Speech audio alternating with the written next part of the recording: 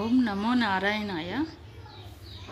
వారాహి నవరాత్రులు జరుగుతున్నాయి కదండి. 6వ తారీఖు నుంచి జూలై 6 నుంచి జూలై 15 వరకు మనకి వారాహి నవరాత్రులు జరుగుతున్నాయి. తేలికగా మనం పూజ చేసుకోవడానికి ఎలా చేసుకోవాలి, జాబ్ చేసే వాళ్ళు ఉంటారు, చిన్నపిల్లలు ఉన్నవాళ్ళు ఉంటారు, వాళ్ళందరూ తేలికగా ఎలా చేసుకోవాలన్నది మనం ఈరోజు చెప్పుకుందాము. 9 రోజులు చేసుకోలేని వాళ్ళు 7 రోజులు కానీ 5 రోజులు కానీ 3 రోజులు లేదా లాస్ట్ రోజు ఒక్కరోజైనా చేసుకోవచ్చండి.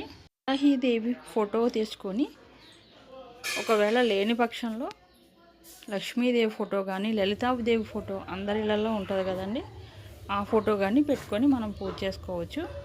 ఉదయం పూట మామూలుగా నిత్య దీపారాధన చేసుకున్నలాగానే చేసేసుకొని, ఈవినింగ్ వచ్చేసి సాయంత్రం పూట 7 తర్వాత మనం ఈ పూజ ప్రారంభించుకోవాలి.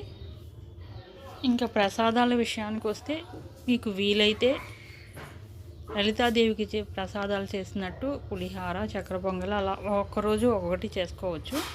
లేదంటే కనుక చాలా తేలికగా చేసుకోవాలంటే చిలకడ దుంపలు ఉడికించినవి, దానిమ్మ గింజలు, పానకం మాత్రం రోజు పెట్టాలండి ప్రసాదంగా అమ్మవారికి.